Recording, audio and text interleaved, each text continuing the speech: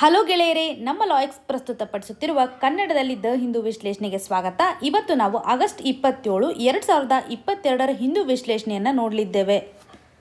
ಇವತ್ತಿನ ಸುದ್ದಿ ವಿಶ್ಲೇಷಣೆಗೂ ಮುಂಚೆ ಇರುವಂತಹ ಸ್ಮಾಲ್ ಅನೌನ್ಸ್ಮೆಂಟ್ ಅಂದರೆ ಲಾಯಕ್ಸ್ Shiksha 2.0 prelims cum mains integrated test ಸೀರೀಸನ್ನು ಆಗಸ್ಟ್ 28ನೇ ತಾರೀಕಂದು ಸ್ಟಾರ್ಟ್ ಮಾಡಲಿದ್ದು, ನಮ್ಮ ಚಾನಲಲ್ಲಿ ಯಾರು ಸಬ್ಸ್ಕ್ರಿಪ್ಷನನ್ನು ಪಡ್ಕೊಂಡಿದ್ದಾರೆ ಅವ್ರಿಗೋಸ್ಕರ ಸ್ಪೆಷಲ್ ಡಿಸ್ಕೌಂಟನ್ನು ಕೊಡ್ತಾ ಇದ್ದಾರೆ. ಜೊತೆಗೆ ಈ ಒಂದು ನಂಬರಲ್ಲಿ ಬಾಲಚಂದ್ರ ಸರ್ ಅಂತ ಅವೈಲೇಬಲ್ ಇದ್ದಾರೆ. ಇವರು 9 ಟೈಮ್ಸ್ ಪ್ರಿಲಿಮ್ಸನ್ನು ಕ್ಲಿಯರ್ ಮಾಡಿದ್ದು, ಪ್ರಿಲಿಮ್ಸ್ಗೆ ಸಂಬಂಧಪಟ್ಟಂತೆ ಕಂಪ್ಲೀಟ್ ಮೆಂಟರ್ಶಿಪ್ಪನ್ನು ಈ ಒಂದು ಪ್ರೋಗ್ರಾಮ್ ನಡಿನಲ್ಲಿ ಇವರೇ ಕೊಡ್ತಾರೆ.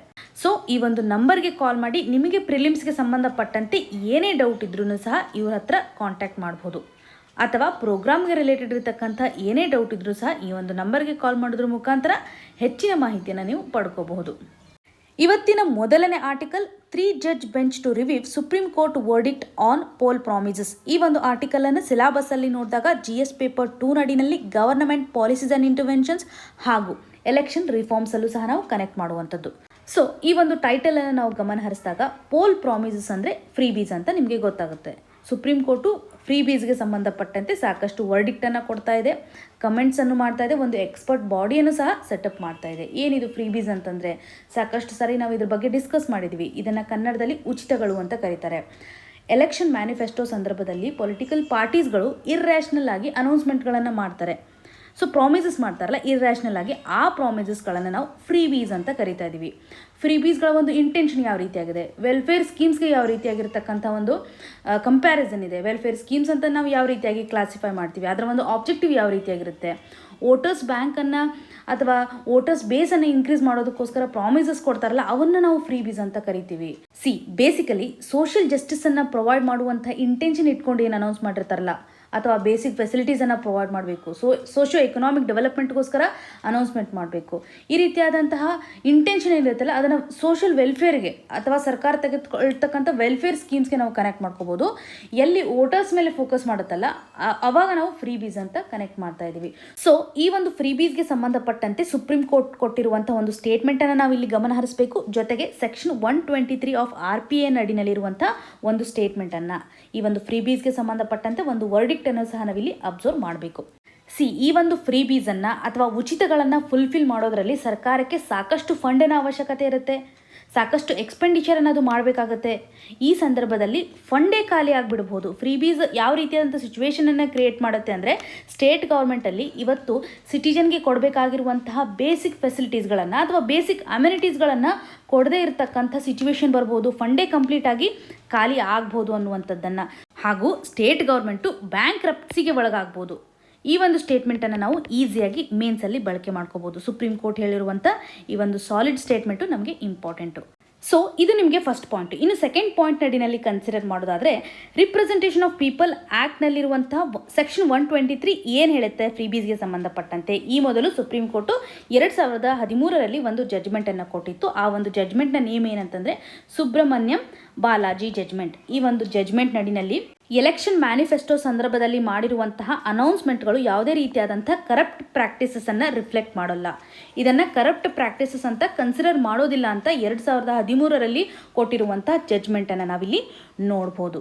ಇವಾಗ ಸುಪ್ರೀಂ ಕೋರ್ಟು ಈ ಮೊದಲು ಕೊಟ್ಟಿರುವಂತಹ ಜಡ್ಜ್ಮೆಂಟನ್ನು ರಿವ್ಯೂ ಮಾಡಲಿಕ್ಕೆ 3 ಜನರು ಜಡ್ಜ್ ಒಳಗೊಂಡಿರುವಂಥ ಒಂದು ಬೆಂಚನ್ನು ಸೆಟಪ್ ಮಾಡಿದೆ ಅನ್ನುವಂಥದ್ದು. ಸೊ ಈ ಆರ್ಟಿಕಲಿಂದ 3 ಟೇಕ್ ಅವೇ ಪಾಯಿಂಟ್ ಅಂತಂದರೆ, ಮೊದಲೇದಾಗಿ ಫ್ರೀ ಬೀಸಿಂದಾಗಿ ಸ್ಟೇಟ್ ಗೌರ್ಮೆಂಟಲ್ಲಿ ಫಂಡ್ನ ಕೊರತೆ ಆಗ್ಬೋದು, ಬೇಸಿಕ್ ಅಮ್ಯುನಿಟೀಸನ್ನು ಫುಲ್ಫಿಲ್ ಮಾಡೋದರಲ್ಲಿ ಫೇಲ್ ಆಗ್ತಕ್ಕಂಥ ಕಂಡೀಷನ್ನು ಅಥವಾ ಸಿಚುವೇಶನ್ ಕ್ರಿಯೇಟ್ ಆಗುತ್ತೆ ಅನ್ನುವಂಥದ್ದು. ಸೆಕೆಂಡು 2013ರಲ್ಲಿ ಕೊಟ್ಟಿರುವಂಥ ಒಂದು ಜಡ್ಜ್ಮೆಂಟು ಸೆಕ್ಷನ್ 123 RPA ನಡಿನಲ್ಲಿ ಹೇಳುವಂತೆ ಎಲೆಕ್ಷನ್ ಮ್ಯಾನಿಫೆಸ್ಟೋನಲ್ಲಿ ಮಾಡ್ತಕ್ಕಂಥ ಪ್ರಾಮಿಸ್ಗಳು ಕರಪ್ಟ್ ಪ್ರಾಕ್ಟೀಸ್ ಅಂತ ನಾವು ಕನ್ಸಿಡರ್ ಮಾಡ್ತಾ ಇಲ್ಲ. ಇನ್ನು ಥರ್ಡ್ ಪಾಯಿಂಟ್ ಅಡಿನಲ್ಲಿ ಈ ಒಂದು ಜಡ್ಜ್ಮೆಂಟನ್ನು ರಿವ್ಯೂ ಮಾಡಲಿಕ್ಕೆ ಹೊಸದೊಂದು ಬೆಂಚನ್ನು ಸೆಟಪ್ ಮಾಡಿದ್ದಾರೆ ಅನ್ನುವಂಥದ್ದು ಕ್ಲಿಯರ್ ಆಗಿ ನಿಮಗೆ ಗೊತ್ತಿರಬೇಕು. ಇನ್ನು ಮುಂದಿನ article, rupee to stay under pressure despite RBI support Societe Generale. ಈ ಒಂದು ಆರ್ಟಿಕಲನ್ನು ಸಿಲಾಬಸ್ಸಲ್ಲಿ ನೋಡಿದಾಗ GS ಪೇಪರ್ 3 ನಡಿನಲ್ಲಿ ಎಕನಾಮಿಗೆ ಸಂಬಂಧಪಟ್ಟಂತೆ ಇನ್ಫ್ಲೇಷನ್ ಚಾಪ್ಟರಲ್ಲಿ ನಾವು ಕನೆಕ್ಟ್ ಮಾಡ್ಕೋಬೋದು, ಮಾನಿಟರಿ ಪಾಲಿಸಿಗೆ ಸಂಬಂಧಪಟ್ಟಂತೆ ಕನ್ಸರ್ನ್ ಆಗಿರ್ಬೋದು, ಅಥವಾ ಎಕ್ಸ್ಟರ್ನಲ್ ಸೆಕ್ಟರ್ಗೂ ಸಹ ನಾವು ಈ ಒಂದು ಆರ್ಟಿಕಲನ್ನು ಕನೆಕ್ಟ್ ಮಾಡ್ಕೋಬೋದು. ಸೊ ಈ ಒಂದು ಆರ್ಟಿಕಲ್ನ ಕಂಟೆಕ್ಸ್ಟ್ ಯಾವ ರೀತಿಯಾಗಿದೆ, ಟೈಟಲನ್ನು ನೋಡಿದಾಗ ನಾವು ಏನು ಅರ್ಥ ಮಾಡ್ಕೋಬೇಕು, ರುಪಿ ಅಂಡರ್ ಪ್ರೆಷರ್ ಅಂತ ಇಲ್ಲಿ ಮೆನ್ಷನ್ ಮಾಡಿದ್ದಾರೆ. ರುಪಿ ಪ್ರೆಷರಲ್ಲಿದೆ ಅಂತಂದರೆ ರುಪಿ ಡಿಪ್ರಿಷಿಯೇಟ್ ಆಗ್ತಾ ಇದೆ ಅಂತ ಅರ್ಥ, ರುಪಿ ವೀಕ್ನಿಂಗ್ ಆಗ್ತಾ ಇದೆ ಅಂತ ಅರ್ಥ. ಇವತ್ತು $1 ನಾವು ರಿಸೀವ್ ಮಾಡಬೇಕಂತಂದರೆ ಹೆಚ್ಚು ರುಪೀಸನ್ನು ಕೊಡಬೇಕಾಗತ್ತೆ. ಇದು ರುಪಿ ಡಿಪ್ರಿಸಿಯೇಷನ್ನ ಡೆಫಿನೇಷನ್ ನಮ್ಗೆ ಹೇಳುತ್ತೆ. ಈ ಒಂದು ಸಂದರ್ಭದಲ್ಲಿ RBI ಸಪೋರ್ಟ್ ಮಾಡಿದ್ರೂ ಸಹ ನಮ್ಮ ರುಪಿ ಇವತ್ತು ಡಿಪ್ರಿಷಿಯೇಟ್ ಆಗ್ತಾ ಇದೆ, ಪ್ರೆಷರಲ್ಲೇ ಇದೆ ಅನ್ನುವಂಥದ್ದನ್ನು ಇಲ್ಲಿ ಮೆನ್ಷನ್ ಮಾಡಿದ್ದಾರೆ. ಯಾವ್ಯಾವ ಟ್ರಿಗರಿಂಗ್ ಫ್ಯಾಕ್ಟರ್ಗಳು, ಇನ್ಫ್ಲೂಯೆನ್ಸಿಂಗ್ ಫ್ಯಾಕ್ಟರ್ಗಳು ಯಾವುವು, ರುಪಿ ಇವಾಗ ಪ್ರೆಷರ್ ಬರಲಿಕ್ಕೆ ಕಾರಣಗಳು ಯಾವುವು ಅಂತ 2 ಪಾಯಿಂಟ್ಸನ್ನು ನಾವಿಲ್ಲಿ ಅರ್ಥ ಮಾಡ್ಕೋಬೇಕು. ಒಂದು, ಗ್ಲೋಬಲ್ ಲೆವೆಲಲ್ಲಿ ಇರ್ತಕ್ಕಂಥ ಗ್ರೋತು ಸ್ಲೋ ಆಗಿದೆ. ಗ್ಲೋಬಲ್ ಗ್ರೋತೇ ಸ್ಲೋ ಆದಾಗ ನಮ್ಮ ಒಂದು ಎಕಾನಮಿಗೂ ಸಹ ಇಂಪ್ಯಾಕ್ಟ್ ಆಗಿದೆ ಅನ್ನುವಂಥದ್ದನ್ನು ಇಲ್ಲಿ ನಾವು ಕನೆಕ್ಟ್ ಮಾಡ್ಕೋಬೇಕು. ಜೊತೆಗೆ ಸೆಕೆಂಡ್ ಪಾಯಿಂಟಲ್ಲಿ ಫೆಡ್ರಲ್ ರಿಸರ್ವ್ ಇಂಟ್ರೆಸ್ಟ್ ರೇಟನ್ನು ಹೈಕ್ ಮಾಡಿದೆ. ಇದರಿಂದಾಗಿ ನಮ್ಮ ಎಕಾನಮಿಗೂ ಸಹ ಇಂಪ್ಯಾಕ್ಟ್ ಆಗ್ತಾ ಇದೆ. ಇವರು ಹೆಚ್ಚು ಇನ್ವೆಸ್ಟರ್ಸ್ಗಳನ್ನು ಅಟ್ರಾಕ್ಟ್ ಮಾಡ್ತಾ ಇರೋದ್ರಿಂದ ನಮ್ಮ ದೇಶದಿಂದ ಮನಿ ಔಟ್ಫ್ಲೋ ಆಗುತ್ತೆ. ಈ ಒಂದು ಸಿಚುವೇಶನಿಂದಾಗಿಯೂ ಸಹ ನಮ್ಮ ರುಪಿ ಪ್ರೆಷರಲ್ಲಿ ಬರೋದನ್ನು ನೋಡ್ಬೋದು. ಇವೆರಡು ಪಾಯಿಂಟನ್ನು ನೀವು ಕನ್ಸಿಡರ್ ಮಾಡಲಿಕ್ಕೆ ಟ್ರೈ ಮಾಡಿ. ಹಾಗೂ ಇದಕ್ಕೆ ಕನೆಕ್ಟ್ ಆಗುವಂತೆ ಫೆಡ್ರಲ್ ರಿಸರ್ವ್ ಇವಾಗ ಇಂಟ್ರೆಸ್ಟ್ ರೇಟನ್ನು ಹೈಕ್ ಮಾಡಿದಾರಲ್ಲ, ಇದಕ್ಕೆ ರಿಲೇಟೆಡ್ ಇರುವಂತೆ 2 ಟರ್ಮನ್ನು ಇಲ್ಲಿ ಎಂಫಸೈಸ್ ಮಾಡಿದ್ದಾರೆ. ಈ 2 ಟರ್ಮು ನಮಗೆ ಎಕ್ಸಾಮಿನೇಷನ್ ಪರ್ಸ್ಪೆಕ್ಟಿವಲ್ಲಿ ಇಂಪಾರ್ಟೆಂಟು. ಒಂದು ಸರ್ತಿ ನೀವು ಕ್ಲಿಯರಾಗಿ ಅರ್ಥ ಮಾಡ್ಕೊಳ್ಳಿಕ್ಕೆ ಟ್ರೈ ಮಾಡಿ. ಡೋವಿಶ್ ಅನ್ನುವಂಥ ಒಂದು ಟರ್ಮನ್ನು ಬಳಕೆ ಮಾಡ್ತಾರೆ, ಹಾಕಿಶ್ ಅನ್ನುವಂಥ ಒಂದು ಟರ್ಮು. ಈ 2 ಟರ್ಮ್ಗಳನ್ನು ಯಾವ ಸಂದರ್ಭದಲ್ಲಿ ಬಳಕೆ ಮಾಡ್ತಾರೆ ಅನ್ನುವಂಥದ್ದು ಫಸ್ಟ್ ನಮಗೆ ಕ್ಲಿಯರ್ ಆಗಿರಬೇಕು. ಎಕನಾಮಿಯಲ್ಲಿ ಯಾವ ರೀತಿಯಾದಂಥ ಸಿಚುವೇಶನ್ ಇದೆ, ಎಕನಾಮಿಕ್ ಗ್ರೋತ್ ಯಾವ ರೀತಿಯಾಗಿದೆ, ಇನ್ಫ್ಲೇಷನ್ ಕಂಡೀಷನ್ ಯಾವ ರೀತಿಯಾಗಿದೆ, ಇಂಟ್ರೆಸ್ಟ್ ರೇಟನ್ನು ಯಾವ ರೀತಿಯಾಗಿ ಬದಲಾವಣೆ ಮಾಡಬೇಕು ಅಂತ ಮಾನಿಟರಿ ಪಾಲಿಸಿ ಒಂದು ಕನ್ಸಿಡರೇಷನ್ನ ಮುಖಾಂತರ ಕೆಲವೊಂದಿಷ್ಟು ವ್ಯೂ ಪಾಯಿಂಟನ್ನು ಕನ್ಸಿಡರ್ ಮಾಡಿ ಅವರ ಒಂದು ಪಾಲಿಸಿಯಿಂದ ಎಕಾನಮಿ ಮೇಲೆ ಇನ್ಫ್ಲೂಯೆನ್ಸ್ ಮಾಡ್ತಕ್ಕಂಥ ಒಂದು ಸಿಚುವೇಶನ್ ಇವರು ಈ ಒಂದು ಟರ್ಮ್ನ ಮುಖಾಂತರ ಎಕ್ಸ್ಪ್ಲೇನ್ ಮಾಡಲಿಕ್ಕೆ ಟ್ರೈ ಮಾಡಿದ್ದಾರೆ. ಸೊ ನೀವು ನ್ಯೂಸಲ್ಲಿ ಅಬ್ಸರ್ವ್ ಮಾಡ್ಬೋದು, ಡೋವಿಶ್ ಸ್ಟಾನ್ಸ್ ಅಂತ ಮೆನ್ಷನ್ ಮಾಡಿರ್ತಾರೆ, ಹಾಕಿಶ್ ಸ್ಟಾನ್ಸ್ ಅಂತ ಮೆನ್ಷನ್ ಮಾಡಿರ್ತಾರೆ. ಈ 2 ಕಂಡೀಷನ್ಸ್ಗಳು ಇನ್ಫ್ಲೇಷನ್ಗೆ ಹೆಚ್ಚಾಗಿ ಕನೆಕ್ಟ್ ಆಗಿರುತ್ತೆ. ಇನ್ಫ್ಲೇಷನ್ ಕಂಡೀಷನ್ ಯಾವ ರೀತಿಯಾಗಿರುತ್ತೆ, ಎಕನಾಮಿಕ್ ಗ್ರೋತ್ ಯಾವ ರೀತಿ ಆಗಿರುತ್ತೆ ಅನ್ನೋದನ್ನು ಕನ್ಸಿಡರ್ ಮಾಡ್ತಾರೆ. ಈ ಒಂದು ಕೀವರ್ಡ್ನ ಮುಖಾಂತರ ನೀವು ನೆನಪಿಟ್ಕೊಳ್ಳಿಕ್ಕೆ ಟ್ರೈ ಮಾಡಿ. ಹಾಕಿಶ್ ಅಂದಾಗ ಹೈ ಇನ್ಫ್ಲೇಷನ್ ಅಂತ ನೋಡಿ, ಡೋವಿಶ್ ಅಂದಾಗ ಡೌನ್ ಇನ್ಫ್ಲೇಷನ್ ಅಂತ. ಈ ಒಂದು ಕೀವರ್ಡ್ನ ಮುಖಾಂತರ ನಿಮಗೆ ಇನ್ಫ್ಲೇಷನ್ ಕಂಡೀಷನ್ ಯಾವ ರೀತಿಯಾಗಿದೆ ಅಂತ ಗೊತ್ತಾದರೆ ಯಾವ ರೀತಿಯಾದಂಥ ಸ್ಟೆಪ್ಸನ್ನು ತೆಗೆದುಕೊಳ್ಬೋದು, ಮಾನಿಟರಿ ಪಾಲಿಸಿ ಯಾವ ರೀತಿಯಾಗಿ ರೆಸ್ಪಾಂಡ್ ಮಾಡ್ಬೋದು ಅನ್ನುವಂಥ ಕನೆಕ್ಟಿವಿಟಿ ಈಸಿಯಾಗಿ ಗೊತ್ತಾಗುತ್ತೆ. ಯಾಕೆಂದರೆ ಸಾಕಷ್ಟು ಸಾರಿ ಈ 2 ಟರ್ಮ್ಗಳು ತುಂಬ ಕನ್ಫ್ಯೂಷನನ್ನು ಕ್ರಿಯೇಟ್ ಮಾಡುತ್ತೆ. ಈ ಒಂದು ಕೀವರ್ಡನ್ನು ನೆನ್ಪಿಟ್ಕೊಳ್ಳೋದ್ರಿಂದ ನೀವು ಈಸಿಯಾಗಿ ಕ್ಲಾರಿಟಿಗೆ ಬರ್ಬೋದು. ಸೊ ಯಾವ ರೀತಿಯಾದಂಥ ಕಾನ್ಸಿಕ್ವೆನ್ಸಸ್ ಆಗ್ಬೋದು. ಇವಾಗ ಫಸ್ಟ್ ನಾವು ಹಾಕಿಶ್ ಕಂಡೀಷನನ್ನು ನೋಡೋಣ. ಇವಾಗ ಫೆಡ್ರಲ್ ರಿಸರ್ವ್ ಇಂಟ್ರೆಸ್ಟ್ ರೇಟನ್ನು ಹೈಕ್ ಮಾಡ್ತಾ ಇದೆಯಲ್ಲ, ಇವರು ಹಾಕಿಶ್ ಸ್ಟ್ಯಾನ್ಸನ್ನು ತೆಗೆದುಕೊಳ್ತಾ ಇದ್ದಾರೆ. ಡೋವಿಶ್ ಸ್ಟ್ಯಾನ್ಸನ್ನು ತೆಗೆದುಕೊಂಡಿಲ್ಲ, ಫೇಲ್ ಆಗಿದೆ ಅನ್ನೋದನ್ನು ಇಲ್ಲಿ ಎಂಫಸೈಸ್ ಮಾಡಿರೋದನ್ನು ನೋಡ್ಬೋದು.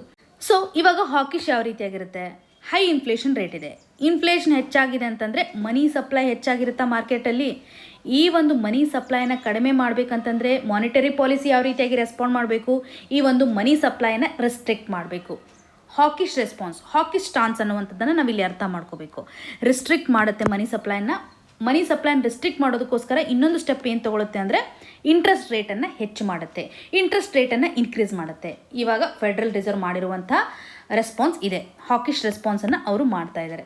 ಇನ್ನು ಡೋವಿಶ್ ಇದರ ಒಂದು ರಿವರ್ಸ್ ಕಂಡೀಷನ್, ಡೌನ್ ಇನ್ಫ್ಲೇಷನ್ ಇದೆ. ಡೌನ್ ಇನ್ಫ್ಲೇಷನ್ ಅಂತಂದಾಗ ಮನಿ ಸಪ್ಲೈ ಕಡಿಮೆ ಇರುತ್ತೆ. ರೆಸ್ಪಾನ್ಸ್ ಯಾವ ರೀತಿಯಾಗಿ ಮಾಡಬೇಕು, ಮಾನಿಟರಿ ಪಾಲಿಸಿ ಮನಿ ಸಪ್ಲೈಯನ್ನು ಇನ್ಕ್ರೀಸ್ ಮಾಡಬೇಕು. ಇನ್ಫ್ಲೇಷನ್ ಕಡಿಮೆ ಇದೆ ಅಂತಂದಾಗ ಮನಿ ಸಪ್ಲೈನ ಹೆಚ್ಚು ಮಾಡೋದ್ರಿಂದ ಇನ್ಫ್ಲೇಷನನ್ನು ಇನ್ಕ್ರೀಸ್ ಮಾಡ್ಬೋದು. ಅಪೋಸಿಟ್ ಕಂಡೀಷನ್ಸನ್ನು ಕ್ರಿಯೇಟ್ ಮಾಡೋದಕ್ಕೋಸ್ಕರ, ಬ್ಯಾಲೆನ್ಸ್ ಮಾಡೋದಕ್ಕೋಸ್ಕರ ಈ ಒಂದು ಟರ್ಮನ್ನು ಬಳಕೆ ಮಾಡ್ಕೋತಾ ಇದ್ದಾರೆ. ಈ ಒಂದು ಸಂದರ್ಭದಲ್ಲಿ ಅವರು ಏನು ಮಾಡಬೇಕು, ಇಂಟ್ರೆಸ್ಟ್ ರೇಟನ್ನು ಕಡಿಮೆ ಮಾಡಬೇಕು.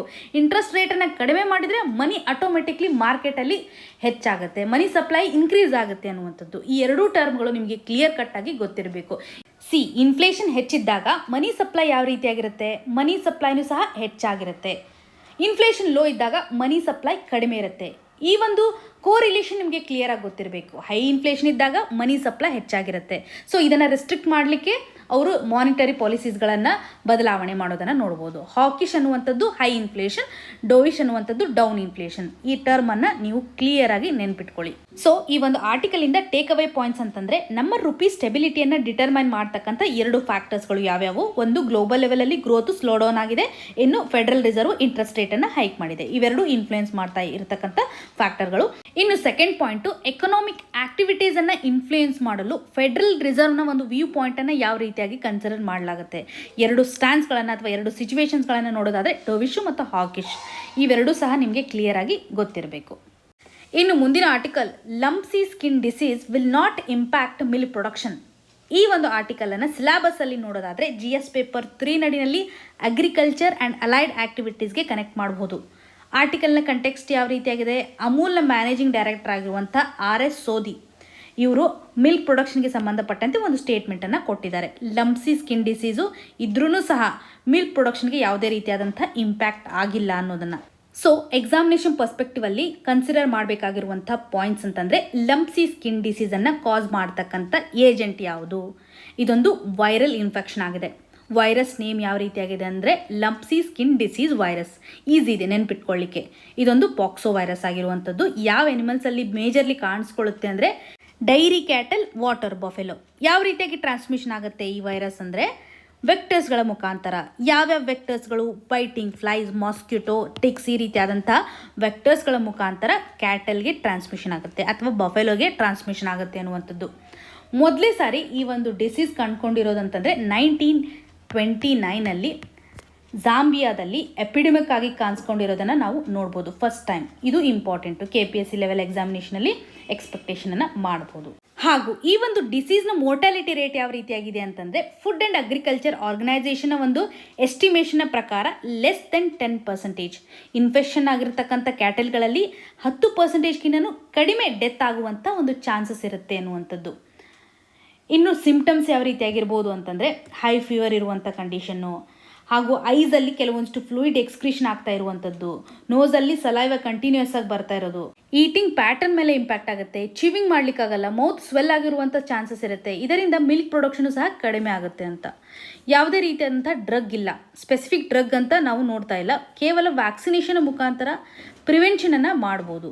Live stock health and disease control programme ನಡಿಯಲ್ಲಿ ಕೊಟ್ಟಿರುವಂಥ ವ್ಯಾಕ್ಸಿನು ಈ ಒಂದು ಡಿಸೀಸನ್ನು ಕಂಟ್ರೋಲ್ ಮಾಡಲಿಕ್ಕೆ ಸಹಾಯ ಆಗುತ್ತೆ ಅನ್ನುವಂಥದ್ದು. ಸೊ ಇಷ್ಟು ಇನ್ಫಾರ್ಮೇಷನ್ನು ಬ್ಯಾಕ್ಗ್ರೌಂಡ್ ಲೆವೆಲಲ್ಲಿ ನಮಗೆ ಕ್ಲಿಯರಾಗಿ ಗೊತ್ತಿರಬೇಕು. ಇನ್ನು ಆರ್ಟಿಕಲಲ್ಲಿ ಇರುವಂಥ ಕೆಲವೊಂದಿಷ್ಟು ಪಾಯಿಂಟ್ಸನ್ನು ನೋಡೋದಾದರೆ ಮಿಲ್ಕ್ ಪ್ರೊಡಕ್ಷನ್ ಮೇಲೆ ಈ ಒಂದು ಡಿಸೀಸು ಯಾವುದೇ ರೀತಿಯಾದಂಥ ಇಂಪ್ಯಾಕ್ಟನ್ನು ಮಾಡಲ್ಲ, ಮೊದಲೇ ಪಾಯಿಂಟ್. ಇನ್ನು ವ್ಯಾಕ್ಸಿನೇಷನಿಂದ ನಾವು ಪ್ರಿವೆಂಟ್ ಮಾಡ್ಬೋದು. ಇವಾಗ ಮಿಲ್ಕ್ ಪ್ರೊಡಕ್ಷನ್ ಇಂಪ್ರೂವ್ ಆಗಲಿಕ್ಕೆ ಇನ್ನೊಂದು ಸಪೋರ್ಟಿಂಗ್ ರೀಸನ್ ಅಂತಂದರೆ ಗುಡ್ ಮಾನ್ಸೂನ್ ಆಗಿದೆ, ಬೆಳೆಗಳು ಚೆನ್ನಾಗಿರುತ್ತೆ, ಕ್ಯಾಟಲ್ಗಳು ಚೆನ್ನಾಗಿ ಫೀಡ್ ಮಾಡ್ಬೋದು, ಇದರಿಂದ ಮಿಲ್ಕ್ ಪ್ರೊಡಕ್ಷನ್ ಸಹ ಇಂಪ್ರೂವ್ ಆಗುತ್ತೆ ಅನ್ನುವಂಥದ್ದು. ಹಾಗೂ ಯಾವ ರೀಜನಲ್ಲಿ ಹೆಚ್ಚು ಈ ಒಂದು ಡಿಸೀಸನ್ನು ನೋಡ್ತೀವಿ ಅಂತಂದರೆ ಸೌರಾಷ್ಟ್ರ ರೀಜನಲ್ಲಿ ಹೆಚ್ಚು ಡಿಸೀಸ್ ಕಂಡು ಬರುತ್ತೆ. ಮತ್ತು ಸೌರಾಷ್ಟ್ರದಲ್ಲಿ ವೆಟರ್ನರಿ ಇನ್ಫ್ರಾಸ್ಟ್ರಕ್ಚರು ಚೆನ್ನಾಗಿರೋದ್ರಿಂದ ಡಿಸೀಸನ್ನು ಕಂಟ್ರೋಲ್ ಮಾಡಿದ್ದಾರೆ. ಸೊ ಇನ್ಫ್ರಾಸ್ಟ್ರಕ್ಚರ್ನ ಆಧಾರದ ಮೇಲೆ ಈ ಒಂದು ಡಿಸೀಸು ಕಂಟ್ರೋಲಿಗೆ ಬರುತ್ತೆ ಅನ್ನುವಂಥದ್ದನ್ನು MD RS ಸೋದಿ ಅವರು ಜಸ್ಟಿಫಿಕೇಷನನ್ನು ಕೊಟ್ಟಿದ್ದಾರೆ. ಈ ಒಂದು ಡಿಸೀಸು ಕ್ಯಾಟಲಲ್ಲಿ ಬಂದಾಗ 7 to 12 ಡೇಸ್ ತನಕ ಇರುತ್ತೆ. ಬೇಗ ಎನಿಮಲ್ಸ್ಗಳು ರಿಕವರಿ ಆಗುತ್ತೆ. ಪ್ರೊಡಕ್ಷನ್ನು ಡಿಸೀಸ್ ಇರುವಂಥ ಸಂದರ್ಭದಲ್ಲಿ 50%ಇಂದ 70%ಗೆ ಮಾತ್ರ ರಿಡಕ್ಷನ್ ಆಗುತ್ತೆ ಅನ್ನೋದನ್ನು ಎಂಫಸೈಸ್ ಮಾಡಿದ್ದಾರೆ. ಸೊ ಒಟ್ಟಾರೆಯಾಗಿ ಈ ಒಂದು ಆರ್ಟಿಕಲಿಂದ ನಮಗೆ ಕ್ಲಿಯರಾಗಿ ಗೊತ್ತಾಗಿರಬೇಕಾಗಿರುವಂಥ ಪಾಯಿಂಟ್ ಅಂತಂದರೆ ಕಾಸಿಂಗ್ ಏಜೆಂಟ್ ಯಾವುದು, ಇದರಿಂದ ಮಿಲ್ಕ್ ಪ್ರೊಡಕ್ಷನ್ ಮೇಲೆ ಏನು ಇಂಪ್ಯಾಕ್ಟ್ ಆಗ್ಬೋದು, ಅಗ್ರಿಕಲ್ಚರ್ ಅಲೈಡ್ ಆಕ್ಟಿವಿಟೀಸಲ್ಲಿ ನೀವು ಆನ್ಸರ್ ರೈಟಿಂಗನ್ನು ಬರೆಯುವಾಗ ಅಥವಾ ಎನಿಮಲ್ ಹಸ್ಬೆಂಡ್ರಿಗೆ ಸಂಬಂಧಪಟ್ಟಂತೆ ಇನ್ಫ್ರಾಸ್ಟ್ರಕ್ಚರಿನ ಮುಖಾಂತರ ಯಾವ ರೀತಿಯಾಗಿ ನಾವು ಡಿಸೀಸಸ್ಗಳನ್ನು ಟ್ಯಾಕಲ್ ಮಾಡ್ಬೋದು, ಪ್ರೀ ವ್ಯಾಕ್ಸಿನೇಷನ್ ಹಾಗೂ ಆ್ಯಂಟಿವೈರಲ್ ರಿಲೇಟೆಡ್ ಇರತಕ್ಕಂಥ ಡ್ರಗ್ಸನ್ನು ಕೊಡೋದ್ರ ಮುಖಾಂತರ ಕಂಟ್ರೋಲಿಗೆ ತರಬಹುದು ಅನ್ನುವಂಥ ಪಾಯಿಂಟ್ಸನ್ನು ನೀವು ಎಂಫಸೈಸ್ ಮಾಡಬೇಕಾಗುತ್ತೆ. ಇನ್ನು ಮುಂದಿನ article centre picks 75 tribal districts for TB intervention project. ಈ ಒಂದು ಆರ್ಟಿಕಲನ್ನು ಸಿಲೆಬಸ್ಸಲ್ಲಿ ನೋಡಿದಾಗ GS ಪೇಪರ್ 2 ನಡಿನಲ್ಲಿ ಗವರ್ನಮೆಂಟ್ ಪಾಲಿಸೀಸ್ ಆ್ಯಂಡ್ ಇಂಟರ್ವೆನ್ಷನ್ಸ್ಗೆ ಕನೆಕ್ಟ್ ಮಾಡ್ಬೋದು, ಹಾಗೂ GS ಪೇಪರ್ 3 ನಡಿನಲ್ಲಿ ಸೈನ್ಸ್ ಆ್ಯಂಡ್ ಟೆಕ್ನಾಲಜಿಗೂ ಸಹ ಕನೆಕ್ಟ್ ಮಾಡುವಂಥದ್ದು. ಟ್ರೈಬಲ್ ರಿಲೇಟೆಡ್ ಇರತಕ್ಕಂಥ ಇಶ್ಯೂಸ್ಗಳು ನ್ಯೂಸಲ್ಲಿದೆ. ಟ್ರೈಬಲ್ಸ್ಗೆ ಸಂಬಂಧಪಟ್ಟಂತೆ ಡೆವಲಪ್ಮೆಂಟ್ ಮಾಡಬೇಕು ಅಂತ ಸಾಕಷ್ಟು ಆರ್ಟಿಕಲ್ಸ್ಗಳನ್ನು ನಾವಿಲ್ಲಿ ನೋಡ್ತಾ ಬಂದಿದ್ದೀವಿ. ಈ ಒಂದು ಆರ್ಟಿಕಲಲ್ಲಿ ಹೆಲ್ತ್ ರಿಲೇಟೆಡ್ ಇರುವಂಥ ಇಶ್ಯೂಸನ್ನು ಯಾವ ರೀತಿಯಾಗಿ ನಾವು ಅಡ್ರೆಸ್ ಮಾಡ್ಬೋದು ಅಂತ ಸ್ಪೆಸಿಫಿಕಲಿ ನಾವಿಲ್ಲಿ ಅರ್ಥ ಮಾಡ್ಕೋಬೇಕು. ಸೊ ಆರ್ಟಿಕಲ್ನ ಟೈಟಲ್ ನೋಡಿದಾಗ ಏನನ್ಸುತ್ತೆ, ಟ್ರೈಬಲ್ ಡಿಸ್ಟ್ರಿಕ್ಟ್ಸಲ್ಲಿ TBಯನ್ನು ಇರಾಡಿಕೇಷನ್ ಮಾಡೋದ್ರಲ್ಲಿ, TBಯನ್ನು ಹೋಗಲಾಡಿಸಲು ಸೆಂಟರ್ ತೆಗೆದುಕೊಂಡಿರುವಂಥ ಒಂದು ಇನಿಷಿಯೇಟಿವ್. ಈ ಒಂದು ಆರ್ಟಿಕಲಲ್ಲಿ ಮೆನ್ಷನ್ ಮಾಡಿರುವಂತಹ ಆಶ್ವಾಸನ ಕ್ಯಾಂಪೇನ್ ಇಂಪಾರ್ಟೆಂಟು. ಈ ಒಂದು ಕ್ಯಾಂಪೇನ್ ಅಡಿನಲ್ಲಿ ಡಿಸ್ಟ್ರಿಕ್ಟ್ ವೈಸು ಅದರಲ್ಲೂ ಡೋರ್ ಟು ಡೋರ್ ಸ್ಕ್ರೀನಿಂಗನ್ನು ಈ ಒಂದು ಕ್ಯಾಂಪೇನ್ ಅಡಿನಲ್ಲಿ ಮಾಡಿದ್ದಾರೆ. ಆಶ್ವಾಸನ್ ಕ್ಯಾಂಪೇನನ್ನು ನಾವು KPSC ಎಕ್ಸಾಮಿನೇಷನಲ್ಲಿ ಈಸಿಯಾಗಿ ಎಕ್ಸ್ಪೆಕ್ಟ್ ಮಾಡ್ಬೋದು. ಇನ್ನು ಮೇನ್ಸಲ್ಲಿ ಟ್ರೈಬಲ್ ಡೆವಲಪ್ಮೆಂಟ್ಗೆ ಸಂಬಂಧಪಟ್ಟಂಥ ಇಶ್ಯೂಸನ್ನು ಅಡ್ರೆಸ್ ಮಾಡುವಾಗ ಸರ್ಕಾರ ತೆಗೆದುಕೊಂಡಿರುವಂಥ ಸ್ಟೆಪ್ಸ್ ನಡಿನಲ್ಲಿ ಆಶ್ವಾಸನ್ ಕ್ಯಾಂಪೇನನ್ನು ಈಸಿಯಾಗಿ ನೀವು ಬಳಕೆ ಮಾಡ್ಕೋಬೋದು. ಹಾಗೂ ಕಮ್ಯುನಿಟಿಯನ್ನು ಎಫೆಕ್ಟಿವ್ ಆಗಿ ಯಾವ ರೀತಿಯಾಗಿ ಬಳಕೆ ಮಾಡ್ಕೋಬೇಕು ಅನ್ನುವಂಥ ಪಾಯಿಂಟು ನಮಗೆ ಇಂಪಾರ್ಟೆಂಟು. ಕಮ್ಯುನಿಟಿ ಎಂಗೇಜ್ಮೆಂಟನ್ನು ನಾವಿಲ್ಲಿ ನೋಡಬೇಕು. TBಯನ್ನು ರೆಡ್ಯೂಸ್ ಮಾಡೋದ್ರಲ್ಲಿ, ಟಿ ಬಿ ರಿಲೇಟೆಡ್ ಇರತಕ್ಕಂಥ ಸರ್ವಿಸನ್ನು ಕೊಡೋದ್ರಲ್ಲಿ ಕಮ್ಯುನಿಟಿ ಲೆವೆಲಲ್ಲಿ ನಾವು ಯೂಸ್ ಮಾಡ್ಕೋಬೇಕು. ಕಮ್ಯುನಿಟಿಯಿಂದ ಇನ್ಫ್ಲೂಯೆನ್ಸ್ ಮಾಡಬೇಕು. ಟ್ರೈಬಲ್ ಲೀಡರ್ಸ್ಗಳನ್ನು ಯೂಸ್ ಮಾಡ್ಕೊಳ್ಳೋದಾಗಲಿ, ಟ್ರೈಬಲ್ ಹೀಲರ್ಸ್ ಇರ್ಬೋದು, ಪಂಚಾಯತ್ ರಾಜ್ ಇನ್ಸ್ಟಿಟ್ಯೂಷನ್ ಮೆಂಬರ್ಸ್ ಇರ್ಬೋದು, ಸೆಲ್ಫ್ ಹೆಲ್ಪ್ ಗ್ರೂಪ್ಸ್ ಇರ್ಬೋದು, ಟ್ರೈಬಲ್ ಏರಿಯಾದಲ್ಲಿರ್ತಕ್ಕಂಥ ಯೂತ್ಗಳನ್ನು, ಈ ರೀತಿಯಾಗಿ ಕಮ್ಯುನಿಟಿ ಲೆವೆಲಲ್ಲಿ ನಾವು ಅವೇರ್ನೆಸ್ಸನ್ನು ಇನ್ಕ್ರೀಸ್ ಮಾಡಬೇಕು ಅನ್ನುವಂಥದ್ದು ಇಂಪಾರ್ಟೆಂಟ್ ಪಾಯಿಂಟ್. ಇದೊಂದು ವೆಲ್ ಇಂಟಿಗ್ರೇಟೆಡ್ ಅಪ್ರೋಚ್ ಆಗಿ ನಾವು ಕನ್ಸಿಡರ್ ಮಾಡ್ಬೋದು. ಭಾರತ 2025 ಒಳಗಾಗಿ ಟಿ ಬಿ ಫ್ರೀ ಇಂಡಿಯಾ ಆಗಬೇಕು ಅನ್ನುವಂಥ ಒಂದು ಮಿಷನನ್ನು ಹೊಂದಿದೆ. ಈ ಮಿಷನನ್ನು ಕಂಪ್ಲೀಟ್ ಮಾಡುವ ನಿಟ್ಟಿನಲ್ಲಿ ಟ್ರೈಬಲ್ ಡಿಸ್ಟ್ರಿಕ್ಟ್ಸ್ ಮೇಲೆ ಇವಾಗ ಫೋಕಸ್ ಮಾಡ್ತಾ ಇದೆ ಅನ್ನುವಂಥದ್ದು ಈ ಒಂದು ಆರ್ಟಿಕಲಿಂದ ನಮಗೆ ಬೇಕಾಗಿರುವಂಥ ಪಾಯಿಂಟ್ ಇಷ್ಟೇ. ಒಂದು, ಭಾರತ 2025 ಒಳಗಾಗಿ ಟಿ ಬಿ ಫ್ರೀ ನೇಷನ್ ಆಗಿ ಕನ್ವರ್ಟ್ ಆಗಬೇಕು ಅನ್ನುವಂಥ ಒಂದು ಮಿಷನ್ನು. ಇನ್ನು ಆಶ್ವಾಸನ್ ಕ್ಯಾಂಪೇನ್. ಥರ್ಡ್ ಪಾಯಿಂಟಲ್ಲಿ ಕಮ್ಯುನಿಟಿ ಎಂಗೇಜ್ಮೆಂಟ್ ಎಷ್ಟು ಇಂಪಾರ್ಟೆಂಟು ಟಿ ಬಿ ಇರಾಡಿಕೇಷನ್ ಮಾಡೋದ್ರಲ್ಲಿ ಅನ್ನುವಂಥ ಒಂದು ಡೈಮೆನ್ಷನ್. ಈ 3 ಪಾಯಿಂಟ್ಸ್ಗಳು ನಮಗೆ ಇಂಪಾರ್ಟೆಂಟು. ಇಲ್ಲಿ ನಿಮಗೆ ಒಂದು ಕ್ವಶನನ್ನು ಕೇಳೋದಾದರೆ, ಟಿ ಬಿಯನ್ನು ಕಾಸ್ ಮಾಡ್ತಕ್ಕಂಥ ಏಜೆಂಟ್ ಯಾವುದು ಅನ್ನೋದನ್ನು ಕಮೆಂಟ್ ಸೆಕ್ಷನಲ್ಲಿ ಮೆನ್ಷನ್ ಮಾಡಿ. ಇನ್ನು ಮುಂದಿನ article, need system for maritime concerns. ಈ ಒಂದು ಆರ್ಟಿಕಲನ್ನು ಸಿಲೆಬಸ್ಸಲ್ಲಿ ನೋಡಿದಾಗ GS ಪೇಪರ್ 2 ನಡಿನಲ್ಲಿ ಇಂಟರ್ನ್ಯಾಷನಲ್ ರಿಲೇಷನಲ್ಲಿ ಕನೆಕ್ಟ್ ಮಾಡುವಂಥದ್ದು, ಅದರಲ್ಲೂ ಇಂಡಿಯಾ ಆ್ಯಂಡ್ ಇಟ್ಸ್ ನೇಬರ್ಹುಡ್ಗೆ. ಸೊ ಆರ್ಟಿಕಲಲ್ಲಿರುವಂಥ ಕಂಟೆಕ್ಸ್ಟ್ ಯಾವ ರೀತಿಯಾಗಿದೆ ಅಂತಂದರೆ, ರೀಸೆಂಟಾಗಿ ಯಾನ್ ವ್ಯಾಂಗ್ 5 ಅನ್ನುವಂಥ ಒಂದು tracking ship, missile tracking ship ಶ್ರೀಲಂಕಾದಲ್ಲಿರುವಂಥ ಹಂಬನ್ಟೋಟಾ ಪೋರ್ಟ್ಗೆ ವಿಸಿಟ್ ಮಾಡಿತ್ತು. ಡ್ಯೂರೇಷನ್ ಅಂತಂದರೆ August 16 August 22. ಸೊ ಇಲ್ಲಿರುವಂತಹ ಮೇಜರ್ ಇಶ್ಯೂ ಅಂತಂದರೆ, ಇಂಡಿಯನ್ ಓಷನ್ಗೆ ಸಂಬಂಧಪಟ್ಟಂತೆ ಸೆಕ್ಯೂರಿಟಿ ಕನ್ಸರ್ನ್ ಅನ್ನು ಭಾರತ ಎಕ್ಸ್ಪ್ರೆಸ್ ಮಾಡ್ತಾ ಇದೆ. ಆದರೆ ಚೈನಾ ಹಾಗೂ ಶ್ರೀಲಂಕಾ ಈ ಒಂದು ಶಿಪ್ಪು ಕೇವಲ ಸೈಂಟಿಫಿಕ್ ಪರ್ಪಸ್ಗೋಸ್ಕರ ಸೆಟಪ್ ಮಾಡ್ತಾ ಇದ್ದಾರೆ ಅಥವಾ ವಿಸಿಟ್ ಮಾಡಿತ್ತು ಅನ್ನುವಂಥದ್ದು. ಸೊ ಈ ಒಂದು ಆರ್ಟಿಕಲ್ ಅಲ್ಲಿ ಭಾರತ ಹಾಗೂ ಶ್ರೀಲಂಕಾದ ರಿಲೇಷನ್ ಅನ್ನು ಎಂಫಸೈಸ್ ಮಾಡಿದ್ದಾರೆ. ಮ್ಯಾರಿಟೈಮ್ ಕನ್ಸರ್ನ್ಗೆ ಸಂಬಂಧಪಟ್ಟಂತೆ ಹೊಸದೊಂದು ರೀಫಾರ್ಮ್ಸ್ ಅನ್ನು ನಾವು ತರಬೇಕು ಅನ್ನುವಂಥ ಒಂದು ಪಾಯಿಂಟ್ ಅನ್ನು ಕವರ್ ಮಾಡಿದ್ದಾರೆ. ಎಕ್ಸಾಮಿನೇಷನ್ ಪರ್ಸ್ಪೆಕ್ಟಿವ್ ಅಲ್ಲಿ Yuan Wang 5 missile tracking ship important. Hambantota ಪ್ಲೇಸನ್ನು ನೀವು ಕನ್ಸಿಡರ್ ಮಾಡಬೇಕು. ಮ್ಯಾಪಿಂಗಲ್ಲಿ ಬಂದಾಗ ಮ್ಯಾಚ್ ದ ಫಾಲೋಯಿಂಗ್ ಕ್ವಶನಲ್ಲಿ ನಾವು ಎಕ್ಸ್ಪೆಕ್ಟ್ ಮಾಡ್ಬೋದು. ಈ ಒಂದು ಇಶ್ಯೂಗೆ ಸಂಬಂಧಪಟ್ಟಂತೆ ಇದು ಆಲ್ರೆಡಿ ಆರ್ಟಿಕಲನ್ನು ನಾವು ಡೀಟೇಲ್ ಆಗಿ ಡಿಸ್ಕಸ್ ಮಾಡಿದ್ದೀವಿ. ಸೊ ಇಲ್ಲಿ ಕೇವಲ ರಿವಿಷನ್ ಪರ್ಪಸಲ್ಲಿ ನಾವು ಅರ್ಥ ಮಾಡ್ಕೋಬೇಕು ಮ್ಯಾರಿಟೈಮ್ ಕನ್ಸರ್ನ್ ಯಾವ ರೀತಿಯಾಗಿದೆ ಅನ್ನುವಂಥದ್ದು. ಇನ್ನು ಮುಂದಿನ article, murder in the severe. ಈ ಒಂದು ಆರ್ಟಿಕಲನ್ನು ಸಿಲೆಬಸ್ಸಲ್ಲಿ ನೋಡೋದಾದರೆ GS ಪೇಪರ್ 2 ನಡಿನಲ್ಲಿ ಸೋಷಿಯಲ್ ಜಸ್ಟಿಸ್ಗೆ ಕನೆಕ್ಟ್ ಮಾಡ್ಕೋಬೋದು. ಸರ್ಕಾರ ಈ ಒಂದು ಮ್ಯಾನ್ಯುವಲ್ ಕ್ಲೀನಿಂಗ್ಗೆ ಸಂಬಂಧಪಟ್ಟಂತೆ ಸಾಕಷ್ಟು ರಿಫಾರ್ಮ್ಸನ್ನು ತರ್ತಾ ಇದೆ. ಅದರಲ್ಲೂ ಈ ಆರ್ಟಿಕಲಲ್ಲಿ ತಮಿಳುನಾಡು ಗೌರ್ಮೆಂಟ್ ತಂದಿರುವಂಥ ಒಂದು ಇನಿಷಿಯೇಟಿವನ್ನು ಎಂಫಸೈಸ್ ಮಾಡಿದ್ದಾರೆ. ಸೊ ಎಕ್ಸಾಮಿನೇಷನ್ ಪರ್ಸ್ಪೆಕ್ಟಿವಲ್ಲಿ ಕೆಲವೊಂದಿಷ್ಟು ಪಾಯಿಂಟ್ಸನ್ನು ನಾವು ಕನ್ಸಿಡರ್ ಮಾಡೋದಾದರೆ, ಇವಾಗ ಹ್ಯೂಮನ್ ಡಿಗ್ನಿಟಿಗೆ ಬಂದಾಗ ಪ್ರತಿಯೊಬ್ಬರ ಲೈಫು ತುಂಬ ಪ್ರೀಷಿಯಸ್ ಇರುತ್ತೆ. ಆದರೆ ಮ್ಯಾನ್ಯುವಲ್ ಕ್ಲೀನಿಂಗ್ನ ಒಂದು ಕಂಟೆಕ್ಸ್ಟನ್ನು ನಾವು ನೋಡಿದಾಗ ಲೆಸ್ ಪ್ರೀಷಿಯಸ್ ಅಂತಕ್ಕಂಥ ಒಂದು ಕೆಟಗರಿಯನ್ನು ಇದು ಹುಟ್ಟಾಗ್ತಾ ಇದೆ. ಸರ್ಕಾರ ಇರ್ಬೋದು, ಕೋರ್ಟ್ಗಳಿರ್ಬೋದು, ಸೀವೇಜ್ ಕ್ಲೀನಿಂಗ್ಗೆ ಸಂಬಂಧಪಟ್ಟಂತೆ ಸಾಕಷ್ಟು ಎಫರ್ಟ್ಸ್ ಹಾಕಿದರೂ ಸಹ ಇವತ್ತು ಈ ಕೆಟಗರಿಗೆ ಬಿಲಾಂಗ್ ಆಗ್ತಕ್ಕಂಥ ಜನರನ್ನು ಹಾರ್ಮಿಂದ ದೂರ ಇಡಲಿಕ್ಕೆ ಆಗ್ತಾ ಇಲ್ಲ ಅನ್ನುವಂಥದ್ದು. ಸೊ ಈ ಸಂದರ್ಭದಲ್ಲಿ ಹ್ಯೂಮನ್ ಡಿಗ್ನಿಟಿ ವಯೋಲೇಟ್ ಆಗ್ತಾ ಇದೆ ಅನ್ನುವಂಥದ್ದನ್ನು ಸಹ ಇಲ್ಲಿ ಎಂಫಸೈಸ್ ಮಾಡಿದ್ದಾರೆ. ಡಿಗ್ನಿಟಿ ಆಫ್ ದ ಲೇಬರ್ ಅನ್ನುವಂಥ ಒಂದು ಕಾನ್ಸೆಪ್ಟನ್ನು ನಾವಿಲ್ಲಿ ನೋಡ್ಬೋದು. ಸೊ ಕ್ಲೀನಿಂಗ್ಗೆ ಸಂಬಂಧಪಟ್ಟಂತೆ ತಮಿಳುನಾಡು ತೆಗೆದುಕೊಂಡಿರುವಂಥ ಒಂದು ರೀಸೆಂಟ್ ಮೂವ್ ಏನಂತಂದರೆ, prohibition of employment as a manual scavenger and their rehabilitation act 2013. ಈ ಒಂದು ಆ್ಯಕ್ಟ್ ನಡಿನಲ್ಲಿರ್ತಕ್ಕಂತಹ ಮೇಜರ್ ಆಬ್ಜೆಕ್ಟಿವ್ ಅಂತಂದರೆ ಮ್ಯಾನ್ಯುವಲ್ ಸ್ಕ್ಯಾವೆಂಜಿಂಗನ್ನು ಕಂಪ್ಲೀಟ್ಲಿ ಪ್ರೊಹಿಬಿಟ್ ಮಾಡಬೇಕು. ಕೆಲವೊಂದಿಷ್ಟು ಎಕ್ಸೆಪ್ಷನ್ಸನ್ನು ಕೊಟ್ಟಿದ್ದಾರೆ. ನಾವು ಸ್ಪೆಸಿಫಿಕಲಿ ಮೆಕ್ಯಾನೈಸೇಷನನ್ನು ತರಬೇಕು, ಮೆಕ್ಯಾನಿಕಲ್ ಇಕ್ವಿಪ್ಮೆಂಟ್ಸನ್ನು ಇಲ್ಲಿ ತರಬೇಕು.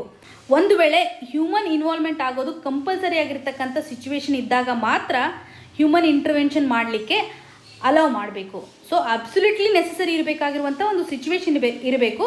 ಅಂಥ ಸಂದರ್ಭದಲ್ಲಿ ಮಾತ್ರ ಅಲೌ ಮಾಡಬೇಕು ಅನ್ನುವಂಥ ಒಂದು ಪಾಯಿಂಟನ್ನು ಸಹ ನಾವಿಲ್ಲಿ ಕನ್ಸಿಡರ್ ಮಾಡಬೇಕು. ಜೊತೆಗೆ ಈ ವರ್ಕರ್ಸ್ಗಳು ಇನ್ವಾಲ್ವ್ ಆಗಿರ್ತಾರಲ್ಲ, ಹ್ಯೂಮನ್ ಇಂಟರ್ವೆನ್ಷನ್ ಎಲ್ಲಾಗಿರ್ತಾರಲ್ಲ, ಅವ್ರಿಗೆ ಸರಿಯಾದಂತಹ ಪ್ರೊಟೆಕ್ಷನನ್ನು ಕೊಡಬೇಕು. ಸ್ಪೆಸಿಫಿಕಲಿ ಅವ್ರಿಗೆ ಪ್ರಾಪರ್ ಆಗಿರುವಂಥ ಡಿವೈಸನ್ನು ಕೊಡಬೇಕು, ಅಂದರೆ ಪ್ರೊಟೆಕ್ಟಿವ್ ಡಿವೈಸನ್ನು.